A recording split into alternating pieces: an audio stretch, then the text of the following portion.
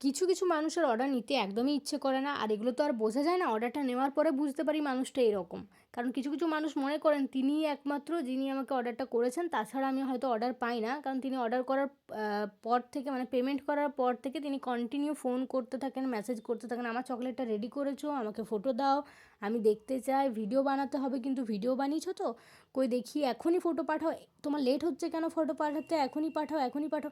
আরে বাবা এরকম হয় না। আপনার একটা চকলেট নিয়ে আমি বসে নেই। আমার অনেকের অর্ডার থাকে। এছাড়াও আমি কেক বানাই। আমাকে সমস্ত দিকটাই হ্যান্ডেল করতে হয়। আর আমার নিজেরও কিছু একটা লাইফ বলে তো আছে। আমি রাত-দিন কি চকলেট আর কেক নিয়েই কি বসে থাকবো বলুন তো? রাত ১২টা ১টা টাইমের কোনো জ্ঞান নেই। আপনারা কন্টিনিউ ফোন করতে থাকছেন। ফোন প্লিজ করবেন না। আপনারা কল করবেন না। আপনারা মেসেজ করুন। রাত ৩টের সময় মেসেজ করুন, আমার কোনো প্রবলেম নেই। আপনারা ভাবেন হয়তো আপনি একাই আমাকে কল করছেন, কিন্তু এরকম নয়। আমাকে অনেককে হ্যান্ডেল করতে হয়, অনেকের মেসেজের রিপ্লাই দিতে হয়, অনেকের সাথে কলে কথা বলতে হয়। তো সবসময় পসিবল হয় না, সবসময় অ্যালার্ট থাকা যায় না। নিজেরও তো একটা লাইফ আছে, তাই না?